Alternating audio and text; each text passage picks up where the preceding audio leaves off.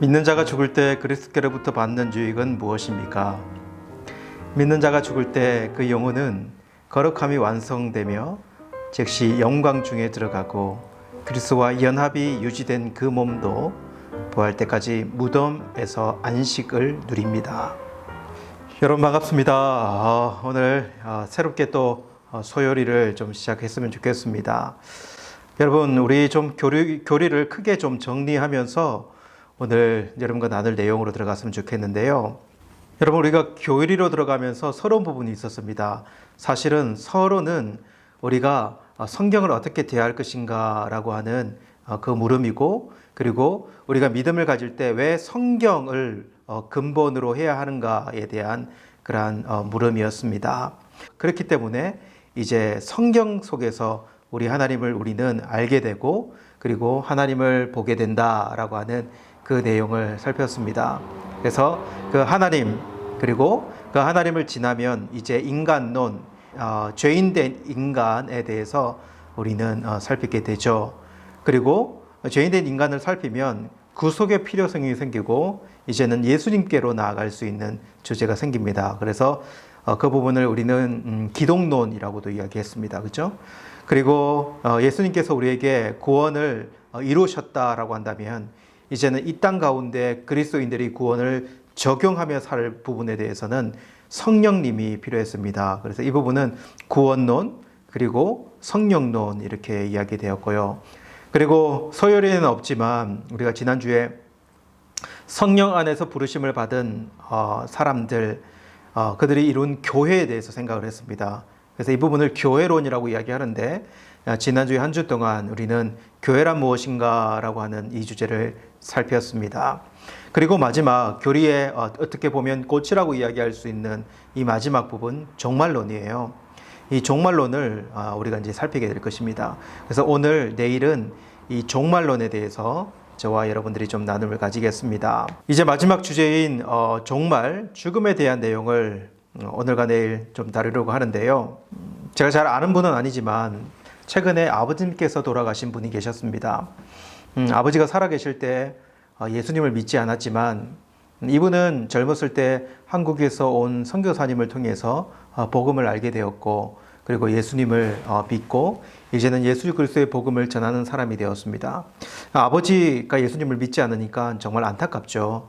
아버지께서 이제 80이 넘으셔가지고 그리고 또 암도 걸리셔가지고 이제 사경을 헤매고 이제 마지막이 되었는데, 한 번은 아버지께서 아들이 계속 예수님 이야기를 하니까 그 예수님 이야기를 좀 들려달라고, 그래서 그것을 좀 알고 싶다고 그렇게 이야기를 하셨다고 하더라고요. 그때는 식음이 전폐해서 이제는 완전 기력이 다 떨어졌을 때였는데, 아들이 그래서 예수님께서 소개를 하고 예수님이 어떤 분이신지 내가 믿는 예수님을 이야기했는데, 그렇게 식음을 전폐하고 이제 마지막 날을 기다릴 것 같았던 그 아버지가 음식을 조금씩 먹더니 기력을 회복했다는 것입니다. 기력을 딱 회복하니까 이 아버지의 태도가 좀 갑자기 바뀌어서 예수님이 어디 있냐고, 천국이 어디 있냐고 그런 이야기를 또 했다는 거예요. 그리고 며칠 안에서 이제는 정말로 기력이 떨어지고 아무것도 먹을 수 없는, 이제는 죽음을 앞둔 상태가 되었을 때 그 아버지가 아무 힘이 없으니 아들을 불러서 이제는 예수님에 대해서 예수님을 영접하고 싶다고 이야기하고 아들이 그 아버지에게 영접 기도를 했다라고 하는 이야기, 그리고 곧 아버님께서 돌아가셨다라고 하는 이야기였습니다. 제가 그 이야기를 들으면서 두 가지 생각이 되었습니다. 한 가지는 참 원래 사람이 이렇게 기력이 조금이라도 있다면 하나님을 부인하는 존재구나 라는 생각. 하나님을 믿는 것이 당연하다고 생각했는데 사실은 죄인된 인간이 하나님을 부인하는 것이 당연하다. 그러면서 자연적으로 생각이 드는 것이 뭐냐면, 제가 이렇게 기력이 있고 이렇게 젊었을 때에 이렇게 어릴 때부터 예수님을 믿는 것이 얼마나 행복하고 얼마나 그것이 큰 특권인가라고 하는 거예요. 내가 얼마나 큰 특권을 가지고 이 땅을 살아가고 있는가. 이렇게 기력이 있을 때 믿음을 가지고 하나님의 나라를 위해 살아갈 수 있는 것이 얼마나 큰 은혜인가, 이런 생각을 하게 되었습니다. 여러분, 한 인간의 인생에 있어서 가장 중요한 때가 언제일까요? 여러분, 인간이 태어날 때도 참 중요하고, 인간이 살아가면서 자랄 때, 그리고 결혼할 때, 아이를 낳을 때, 이게 참 중요한 시기들이지만 가장 중요할 때는 저는 인간이 생명을 거둘 때, 죽을 때가 아닌가라는 생각을 해보게 됩니다. 어떻게 죽는가 너무나 중요하다는 것입니다. 그렇지 않습니까? 여러분, 인간의 죽음을 세 가지로 나누어서 우리는 생각할 수 있습니다. 영혼과 육체가 분리되는 생물학적인 죽음이 분명히 있습니다. 그렇죠? 인간은 모두 그렇게 죽습니다. 그런데 여러분, 여기에 그치는 것이 아니라 사실은 인간이요, 알지 못하지만 영적인 죽음이 있어요. 근데 이 영적인 죽음은요, 영혼과 육체가 결합되어 있어도 영적으로는 죽은 상태일 수 있다는 거예요. 죄와 허물로 죽어서 하나님과 관계가 단절된 상태가 영적인 죽음인 것이거든요. 그래서 죄인들이 바로 영적인 죽음의 상태다라고 하는 것을 잘 알지 못하죠. 그리고 여러분, 세 번째로는 영원한 죽음이라는 것이 있습니다. 계시록에서 둘째 사망 이렇게 표현되어지는 영원한 죽음요. 이것은 육신이 한 번 죽었다가 다시 나중에 모든 사람이 부활할 상태가 될 거거든요. 근데 그때에 영원한 지옥, 영원한 그 영원히 뜨거운 불못에 던져지는 형벌을 받는 상태, 이것이요 영원한 죽음이에요. 여러분, 이러한 사실이 우리에게 주는 구분이 있습니다. 그 구분이 무엇입니까? 여러분, 그리스도인과 비그리스도인 사이는 엄청난 차이를 낳는다라고 하는 것이에요. 여러분, 비그리스도인들에게 죽음은 영원한 죽음으로 들어가는 첫 관문입니다. 그래서 비그리스도인들은 이 땅에서, 여러분, 그래서 비그리스도인들에게는요, 이 땅이요 오히려 저 세상보다 훨씬 나은 땅이 될 수 있어요. 그렇지 않습니까? 그러나 그리스도인들에게는요, 죽음은 더 영원한 생명, 영원한 삶으로 향하는 관문이 된다는 것입니다. 그렇기에 우리는 이 땅보다도요, 영원한, 우리가 죽어서 가는 그 영원한 나라가 훨씬 더 좋은 나라, 훨씬 더 좋은 곳이 되겠죠. 그죠? 반대일 것입니다. 여러분, 그렇게 그리스도인들은 다가오는 생물학적인 이 죽음의 두려움이나 공포로부터 우리는 해방될 수 있는 자입니다. 그리스도인들에게 죽음은요, 오히려 신앙 가지고 산다고 짊어져야 했던 많은 짐, 그리고 사망이 쏘는 것, 아픔과 공포가 사라지고 훨씬 더 나은 사람을 향한 첫걸음이 되기 때문에 감사와 기쁨과 환희의 순간이 된다라고 하는 것이죠. 그래서 오히려 죽음은 그리스도인들에게 큰 유익을 준다, 이렇게도 이야기할 수 있는 것이죠. 우리 주님이 주시는 유익이 크다, 이렇게 이야기할 수 있는 것입니다. 오늘 소율이는 그것을 너무 잘 정리해 줍니다. 여러분, 우리가 죽을 때 받는 유익은 무엇이 있을까요? 먼저 우리의 영혼이 받는 유익을 이야기할 수 있을 것 같아요.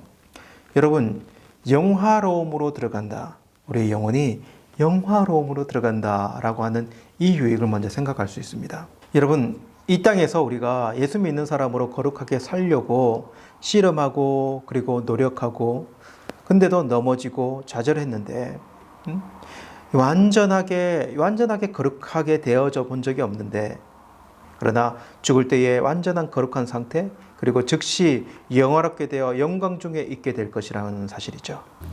여기서 잠깐, 여러분이 이런 질문 할 거라는 생각이 들거든요. 지금 사람들이 많이 죽잖아요. 그죠? 사람이 죽으면 그 영혼은 어디에 있게 되는가라고 하는 이 물음요. 그러니까 우리 주님께서 다시 오실 때까지, 지금 죽는 것과 주님이 다시 오실 때까지 그 기간이라는 것이 있잖아요. 그죠? 우리 주님이 다시 오시고 나면 심판이 있게 될 것인데, 그 전에 그러면 그렇게 영혼과 육체가 분리된 그 영혼은 어떤 상태에 있게 될 것인가 라고 하는 것이 참 의문이 될 거라는 생각 듭니다. 여러분, 세 가지 설이 있습니다. 먼저는 수면설이다라고 하는 것이 있습니다. 이것은요, 성경에서도 죽은 것을 잔다라고 표현하니까 인간은 육신과 영혼이 분리되어서 영혼이 잠든다, 잔다, 이렇게 이야기되는 것. 두 번째로는 연옥설이라는 것이 있어요. 연옥이라고 하는 것이 한마디로 대기실 같은 것이죠. 그런데 그 대기실에서 여러분, 운명이 바뀌는 일도 일어날 수 있다, 이렇게 생각합니다. 세 번째로는 우리가 좀 가질 수 있는 낙원설이라고 하는 이 부분이 있습니다. 죽음 이후에 그리스도인들은 영원히 적시로 예수님과 함께 낙원에 살면서 부활을 기다리게 된다라고 하는 이 설입니다. 그래서 이 낙원과 천국이 구분되거든요. 그러니까 예수님께서 재림하신 이후에 우리가 부활하여서 육신과 영혼이 같이 입어서 가게 될 곳이 천국이라고 한다면, 낙원은 그 전에 구분지어서 우리가 생각할 수 있는 그곳. 여러분, 그러나 낙원이 연옥과 틀린 것은, 그 낙원에 우리 예수님이 계신다고 하셨으니까 그 낙원이 부활하여 들어갈 천국과는 완전히 다른 것이 아니라고 하는 것입니다. 그런데 연옥은요, 천국과 완전히 틀리다고 하는 것이에요. 이것이 다르다 우리는 생각해 볼 수 있죠. 환희와 감사와 찬양이 가득한 곳을 우리는 낙원이라고 이야기할 수 있죠. 그리고 예수님을 알지 못하는 자들도 여러분, 음부라고 표현되는 곳에 있게 될 것입니다. 그들의 영혼은요. 그것은 지옥과 구분되는 것 같지만 사실은 같은 곳이라고도 이야기할 수 있겠죠. 그죠? 예. 음부에 있다가 우리 주님이 오실 때에 모든 육체가 들이워져 선악간의 심판을 받고 영원히 멸망당할 지옥에 가게 되어지는 그 일들을 우리는 생각해 볼 수 있죠. 여러분, 다시 돌아와서 여러분, 이렇게 그리스도인들의 영혼은 죽음과 동시에 육체를 벗어나 영화롭게 되고 영광 중에 있게 될 것이다 라고 하는 것 우리는 생각해 볼 수 있습니다. 그리고 여러분, 더 나아가서 육체는 그러면 어떤 유익을 얻을까요? 예전 분들은 이렇게 많이 생각했었습니다. 우리가 죽으면 절대로 육신을 화장하면 안 된다. 우리 예수님이 오실 때에 몸은 없는데 어떻게 부활할 수 있는가? 이런 의문을 가지고 화장을 하지 않고 매장을 했던 것이죠. 그래서 여러분, 옛날에 오래된 교회라든지 그리고 오래된 성도님들은 꼭 교회 안에 무덤, 터도 있었고요. 그리고 이렇게 매장을 선호했던 것을 우리는 생각해 봅니다. 여러분, 다른 종교, 이슬람이나 유대교도 매장 문화입니다. 약간씩 틀려요. 이슬람은 어떻게 보면 그 시신의 머리가 메카를 향하도록 그렇게 매장을 하거든요. 그렇게 매장을 하고, 유대교는 여러분 알죠? 동굴을 파가지고 그게 시선을 눕혀서 썩혀가지고 뼈와 그 살을 분리시키고 뼈를 나중에 항아리에 담아가지고 이렇게 보관하는 그런 매장 문화를 가지고 있었습니다. 그러니까 화장은 하지 않습니다. 대신 우리는 믿는 믿음이 무엇입니까? 우리의 육신은 어떠한 형태로든 살아있을 때 믿음으로 연합되었던 육신의 상태, 죽어도 그런 육신의 상태로 안식에 처하게 된다라고 하는 이 믿음을 우리는 가지게 돼요.